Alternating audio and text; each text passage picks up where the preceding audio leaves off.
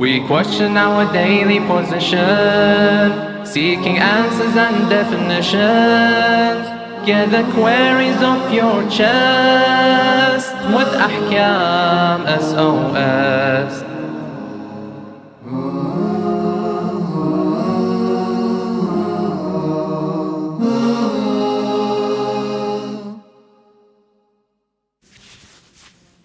Assalamu alaikum wa rahmatullahi wa barakatuh. Welcome to Ahkam SOS, the show that discusses Islamic duties and practices.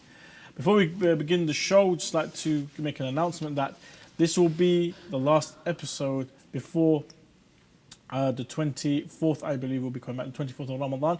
We are breaking up for Laylatul Qadr and also the istishhad of Amir al-Mu'mineen, the martyrdom of Imam Ali alayhi salam. So over the next couple of days, there will be no Ahkam SOS, but we will shortly return on Friday. I think it's the 4th or 5th of May. The 24th of Ramadan is when we will be returning to your screens, 6 p.m. here on Imam Hussein TV 3.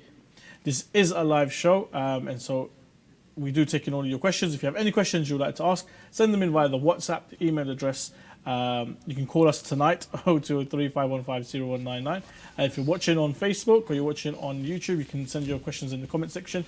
Inshallah, we'll be able to discuss them today. If not, keep sending in your questions over the next couple of days. We'll gather them up together. We'll select the ones that we can answer. And inshallah, on the Friday's episode, we will be able to discuss and answer all of those questions. I'm your host, Mohsin Shah, and joining me is Sheikh Ali Maash. Assalamu alaikum, Sheikhna. Assalamu alaikum wa rahmatullah. How are you? Alhamdulillah. MashaAllah. Sheikhna, it is coming to the eve of the martyrdom of Amir al-Mu'mineen, Imam Ali alayhi salam, and the 19th night, Fajr, so the eve of the 19th, Fajr in the morning, was when he was struck on the head. I think the majority of us will be doing tomorrow night as that night. Did Rasulullah sallallahu alayhi wa alihi wasallam mention anything in regards to Amir al-Mu'mineen, especially his death in the holy month of Ramadan? أعوذ بالله السميع العليم من الشيطان الرجيم بسم الله الرحمن الرحيم الحمد لله رب العالمين وصلى الله على محمد وآله الطاهرين ولعنة الله على أعدائهم أجمعين. Indeed, the Holy Prophet sallallahu alayhi wa alihi mentioned this event of the martyrdom of Imam Ali alayhi salam and the strike on his head on the 19th of month of Ramadan in his sermon for the forthcoming of the month of Ramadan. And even Imam Ali alayhi salam, when he wanted to go to the mosque on that night, he also mentioned that this is the night, Hail Layla, in which the Holy Prophet promised me that will be struck from your back in this holy month. And it's a great aza and a great musibah in which the Imam had to suffer in this holy month. The Imam never turned his back in the war, in the battlefield. But the betrayals and the hypocrites, they came and they struck the Imam in the Salah from behind. Yes. The Holy Prophet sallallahu alaihi wasallam mentions in his sermon, and we know that Imam Ali alayhi salam was the one who narrated this sermon for the month of Ramadan, and he was listening. While listening, afterwards, Imam Ali alayhi salam, he stands up and asks the Holy Prophet sallallahu alaihi wasallam. He says, فقلت عليه السلام يا رسول الله ما أفضل الأعمال في هذا الشهر. O Messenger of Allah, what is the best deed in this holy month? What can we do which would be the best thing to do in this holy month? The Holy Prophet sallallahu alaihi wasallam responds, يا أبا الحسن أفضل الأعمال في هذا الشهر الورع عن محارم الله. The best deed in this holy month is to refrain from the evil and the haram act.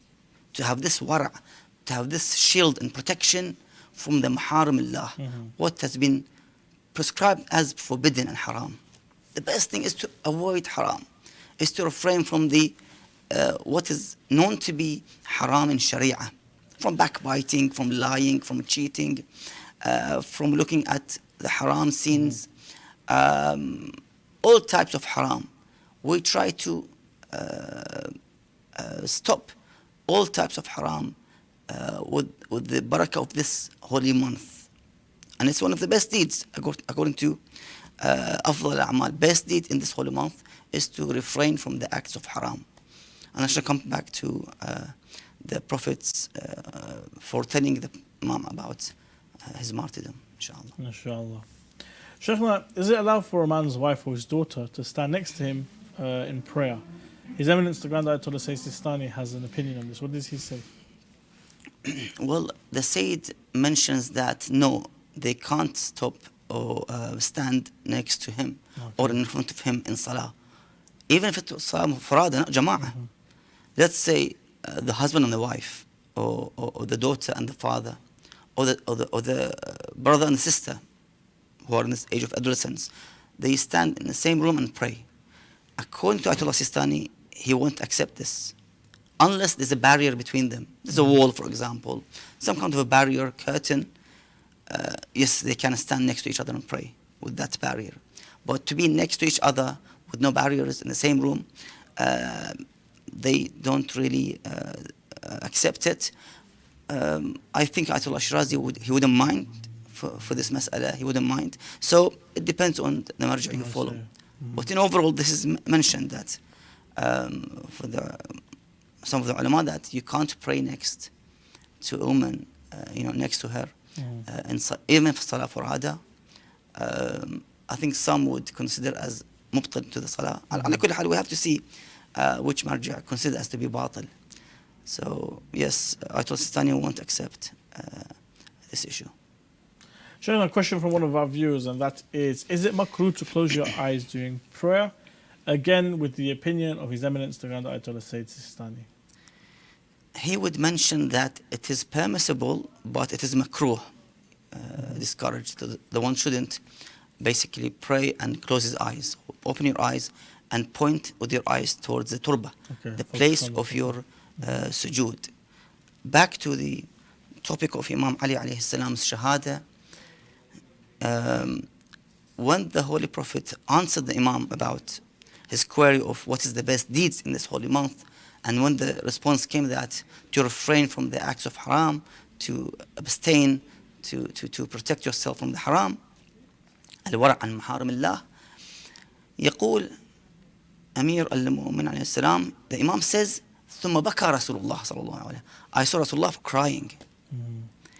فقلت ما يبكيك. I told him, O Rasulullah, O Messenger of Allah, why do you cry? What makes you to cry? فقال صلى الله عليه وآله, his response, أبكي لما يستحل منك في هذا الشهر. I cry to what they're going to take as or regard as lawful, regard as permissible with regards to you. In other words, they're going to basically consider killing Ali ibn Abi Talib alayhi salam as halal and permissible in this holy month. Although he was fasting, although he was in the masjid, there's lots of sanctities and protections and hurma. But they ignored and neglected all these muharramat. And of course, the great muharram was to kill Hujjatullah, to kill the Imam of the Muttaqeen, to kill the vicegerent of the Holy Prophet, of the Messenger of Allah Azza wa Jal. By itself, this is a great crime that was committed on this great man, in which filled the world with his wisdoms, the Nahj al-Balagha, other narrations, guided people to Islam, and showed the humanity the right path. After those who came after him or before him, they showed the wrong path to the Muslims and deviated the Ummah from the right path. Because only with Ali alayhi salam you can find the right path and the light of the guidance. Without Ali, everything else is misguided, and na'udhu billah, in hellfire as well. I see.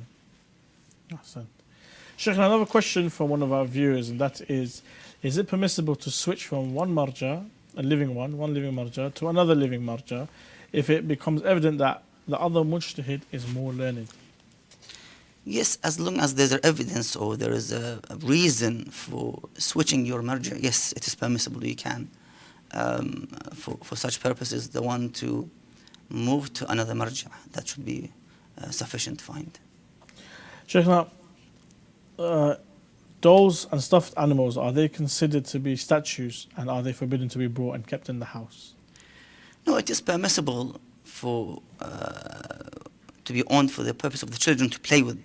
That's fine. But there's a big debate about making those statues or dolls ala kulli hal for the one who makes them. Are they allowed or not allowed? For the maker. I can use them for my kids, but can a Muslim believer, a mu'min, make them? That's the debate in which has been discussed in the Masail. I see. Sheikh, when a surgeon inserts a surgery tool into the human body where it meets the najasa inside the body, but when withdrawn there, when it's withdrawn, there's no evidence of najasa on it, is the tool considered tahir or najis? As long as there's no traces of blood or other najasa on that needle, on that tool, then it's tahir. You know, unless you're certain that it's najis, that's a different story. But you see it's tahir, it's pure, then we consider it as to be tahir, inshallah. I see. Sheikh, if a man and a woman agree on a period of marriage with a certain item for mahr, is the short-term marriage valid if the amount of that item isn't specified? No, the amount of the mahr must be specified. So we say in the khutbah, على المهر المعلوم. There's a clear indication of mahr ma'loom, the known mahr. So between this individual and this individual, they should know that how much the man gave to this lady the mahr. It's 100 pounds, 1,000 pounds, whatever is the amount. They should know it. So it should be basically known how much is the mahr, basically. No problem. Sheikh, now we had a question in regards to animal renit. I'm just going to pull it up from one of our viewers. Okay, is it halal to eat cheese made using animal rennet, such as parmesan? Rennet is an enzyme substance extracted from the calf's stomach. From what we have found out from the Ayatollah Sistani's Masail, he says that it is halal because basically these rennets, or anfiha as they call them in Arabic, they are the type of liquids. And because the liquids, you cannot purify them, then you can actually use them. So there's no issue with it to have the animal rennets in the cheese and to be consumed. It's halal. There's no issue with it. Sheikh, now, question from one of our viewers is, I live in a Western country and I buy my fish from a Chinese store. Does it matter how they catch the fishes? Yes, of course. It is a matter for a Shia believer, a Shia Muslim, to basically make sure that there are two main conditions when the one wants to consume a fish. Number one, they have to make sure that it's the type of scales, that's got a scale on the body of the fish, that transparent, let's say skin or anything you can call it, very transparent. You can see them on some of the fishes. So it has to have that kind of scales on the back of the fish. And number two, to be caught, not to be killed inside the water. You have to make sure that a human being have caught the fish from the water. That's important. It doesn't matter if it's a Muslim or non-Muslim. The important that you catch the fish by net, by any tools, that's fine. As long as it is known to be caught by a human being, then it's halal to consume. Inshallah. Sheikhna, what is the ruling on masturbating during fasting and fast, other than the month of Ramadan, such as fast obliged due to vows or non-obligatory fast? Does masturbation also invalidate the non-Ramadan fast?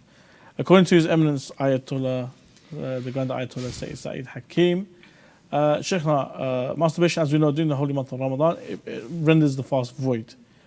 But what about outside? If I have a custom to or another to keep a fast, or I'm doing it as a mustahab act? The Sayyid mentions that masturbation is prohibited and haram at all times. This is a sin, a ma'siyah. So the one should not approach it at any time. the one should seek halal means rather than masturbation, na'udhu billah. And of course, it will render all types of siyam and fasting void and batil. So the one must make sure that they stay away from this haram act and try to find alternative halal, which is the marriage, basically. Now, the short or the long term, there's no issue with it. But the important that they have to make sure that they do not even think about this act of haram. And by avoiding, of course, because you have always introduction to this act, looking at the pictures of non-haram, scenes and movies, these all attract the one to eventually commit this haram act. So we stay from the first day, the first hour, is to abstain from looking at the haram. Yes. So we can protect ourselves from this bad act. Sheikh, I was wondering whether fasting on the day of martyrdom of one of the Imams, peace be upon them, would be recommended, disliked, or mainly permissible, according to His Eminence the Grand Ayatollah Sayyid Sa'id Hakim. Well, there is no religious recognized recommendation to fast on such days, according to His Eminence. But we have, ala kulli hal, that fasting on the day of Ashura is makruh, is discouraged. That's important. What you can do on the day of Ashura, it's a commemoration day, it's a Azah day. We try to refrain from eating and drinking in the morning, and by the afternoon time, Asr time, we break it, let's say, with a bit of water, a sip of water, a bit of dates, let's say, for example, a bit of bread, just to basically show our Azah to Ahlulbayt alayhim salam that this day is a Azah day, it's a calamity day. So it's like somebody who has lost a loved one. He lost his parents, for example. He wouldn't be eating like his daily chores, breakfast, dinner. No. They would abstain from eating for a couple of hours, crying and weeping in a state of Azah. So on the day of Ashura, you can abstain from eating till afternoon, but not to be in a state of fasting, the proper fasting. Awesome. Checking out some questions from our viewers. Is it permissible to eat lobster, crayfish, and snails? These are all haram in the school of Ahlulbayt alayhim salam. We are not allowed to eat these things except if the fish has scales. And the exception is the prawns. And the prawns, we can eat them, yes. Okay, Sheikh, a question here on interest. Some trading and manufacturing companies get loans from private or state banks in Muslim countries and also from other non-Muslim institutions with the condition of interest. And they also earn interest on the deposits that they leave in those banks. Are we allowed to buy shares from these companies or be partners in their ventures? Okay, so certain companies, big companies, they take out loans. And I guess these loans are against interest. They concur interest. And these loans are also, these companies are also on the stock market. So can one actually, venture in? Can they buy shares? Can they actually get involved in any of these businesses who have loans with interest on them? You see, we have to go back to each marja and see what the maraja each say about this issue. There could be some kind of differences in opinions. Some might accept, some might not accept. There are conditions. Unless you're compelled, for example, you can take out loans with, let's say, with interest. So it depends really. It's an issue in which requires a bit of research. So we can find which marja allows it and which it doesn't, or with preconditions of taking loans and I see. Is it a Muslim company, non-Muslim company, and so forth. Ahsan. Sheikh, what is the rule on playing chess? Playing chess is haram, and we have narration with this regard. Very strong narrations for the one who plays chess. It's absolutely haram. Excellent. Sheikh, here in the West, banks give loans, which are mortgages, to help people buy houses as they're very, very expensive, and they're paid back weekly or monthly in installments with a high interest rate. As Muslims, are we allowed to engage in this facility? You see, the mortgage issue, I've mentioned this before, that if it's your first house and you need to buy your first house, you don't want to be living all your time in rented property. For the first house, ulama overall they allow.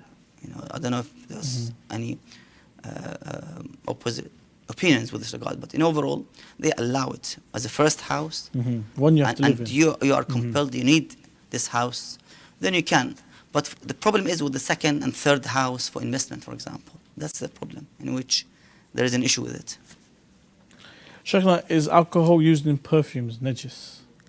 The alcohol which is used in perfumes, in soaps, in shampoos, usually they are the type of industrial alcohol. In other words, non-intoxicating alcohol. Yes. Unless it is said or mentioned or knew about it that they are using, let's say in this particular perfume, they're using champagne, we'll say, for example, to give it the taste or the scent of champagne, for example. Then it's haram, of course, or najis to use. In terms of, because eventually when you spray that perfume, it will make it najis on the body, and then you have to pray and so forth. So originally all these alcohol are halal and tahir to be used, but if you discover that one of them is haram, or they use alcohol or any kind of halal substances or haram substances, then you have to avoid it basically. Okay.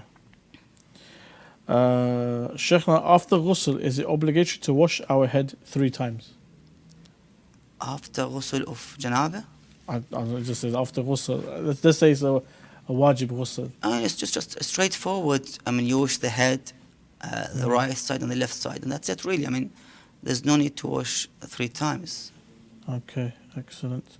Shaykhna, in the middle of doing wajib ghusl, can you release urine or release gas? Will this invalidate the ghusl? This is actually a really good question, actually. You're doing ghusl and you need to go to the toilet. Are you allowed to, or should you finish the ghusl and then go to the toilet? Or, if you go to the toilet, do you have to start again from the beginning? What invalidates the ghusl is another ejaculation or janaba. That will invalidate the ghusl, and you have to do it again, for example. But these acts, they won't basically invalidate the ghusl. You can continue and finish, but you have to do wudu for the salah, because they invalidate the wudu. So you have to basically do wudu for the upcoming salah. Shaykhna, is it allowed to pierce the ears and wear an earring as a male? It's a problem. I think I've mentioned this before by Atlas Sistani, that it's a problem. Okay. Shaykhna, what is the ruling of makeup in front of non-mahram people? So I'm assuming it's a sister asking this. Wearing makeup in front of non-mahram. Basically, there was a question about, I think just recently, that can I wear makeup, and is there evidence for it that we're not allowed to use and wear the makeup basically. In Quran it says وَلَا يُبْدِينَ زِينَتَهُنْ, and not to show their beauty. It's very clear in the Holy Quran. The sisters and the ladies respected should not show their adornments and beautification. It is not permissible. For the sisters, they have to follow the like of Fatima Zahra alayhi salam and Bibi Zainab salamullah alayhim, in which they had a full hijab, a protective hijab from the eyes of the non-mahram. So makeup is a problem, is a shari problem, in which it is not allowed for the ladies to basically wear makeup, because eventually it will attract others, the males, when they look at the face of this beautified face. Yes, some sisters, what they do, if they want to go to a wedding, they would wear a burqa or a niqab, just to make sure that it's not visible in the street. And when they arrive to that venue, they would take it off and they would join the sisters with this regard. Okay. Shaykhna, another question. I'm a barber. Can I shave people's beard, but not shave my beard? Is it still haram? So a barber, obviously some clients may ask for the barber to shave the beard off. Is he allowed to do so and charge money for it? It is not permissible. For the one who is shaving and the shaved one. It's for the both is haram. And this is in Islam mentioned, you know. It's almost a consensus fiqhi issue with the Shia and the non-Shia that you're not allowed to shave your beard. I mean, it's maybe just one or two sects in which they don't mind for that, but in overall, the majority of the Muslims, ulama, they have this fatwa that you're not allowed to shave your beard, and for the one who is shaving as well. Excellent. Shaykh, I've heard a lot of rumors about tattoos being haram and also about not being able to write the Ahlulbayt's name on our body. What are the rules and laws about tattoos? I believe a majority of the maraja say it's permissible. There may be one or two that are against tattooing, but I know majority of them will not allow Quranic verses, images of certain people, the names of the Ahlulbayt, the names of Allah subhanahu wa ta'ala, and so forth. Shaykhna, can you elaborate? Yes, as we mentioned in detail that it is allowed, but anyhow, we try to refrain from writing the names of Ahlulbayt alayhim salam, the Imams, the Prophets, specifically the Quranic verses. But in overall, other than that issue, I mean, it is allowed, but I mean, if it's permanent and you change their mind to remove it, it's going to be a bit late, isn't it? I mean, unless through an operation, I've heard that they can remove. But it's a big hassle, to be honest. The one should just keep things natural and normal. I think. I think other ways for beautification and other ways for على كل حال showing yourself in a good state. Shaykhna, last question. Is Wilayatul Faqih justified by the sayings of Ayyam Masumin, as in the Ahlul Bayt and the 12 Imams and so forth? You see, in overall, the Wilayat Faqih has got a very detailed discussion within the ulama and the hawza, and the books are published with this regard. In overall, the Faqih has a wilaya, has a certain limited wilaya, not a vast, unlimited wilaya like Ma'asum alayhi salam. Only the Ma'asum, the Imam alayhi salam from Ahlul Bayt has the utmost unlimited wilaya for the war, for the peace, for anything else. The ulama today, they have, but it's limited wilaya. Okay, so we have to differentiate between the wilayah of the Imam Ma'asum alayhi salam and the wilayah of the faqih, of the jurist in this day and age. That there's a difference in terms of the wilayah. So as I've said, I mean, I can't just mention this in a few minutes. We have to discuss this in detail, bring the opinion of the ulama and the discussion behind this topic. Shaykhna, thank you very much. And thank you to all the viewers for joining us on this episode of Ahkam SOS. Ahkam SOS will be back next Friday. We're taking a short break to allow you guys to actually participate in the ceremonies and in the memory of Amir al-Mu'mineen Imam Ali, and also for Laylatul Qadr. Inshallah, you guys will be performing all the amals, inshallah. For myself, please remember us in your du'as, and the best of the amal to do is your qadha prayers. If you have any qadha prayers, please put them forth first and then do all your other mustahabat, inshallah. Me and the Sheikh again will be back Friday, 6 p.m. here on Imam Hussein TV 3. Assalamu alaikum wa rahmatullah wa barakatuh.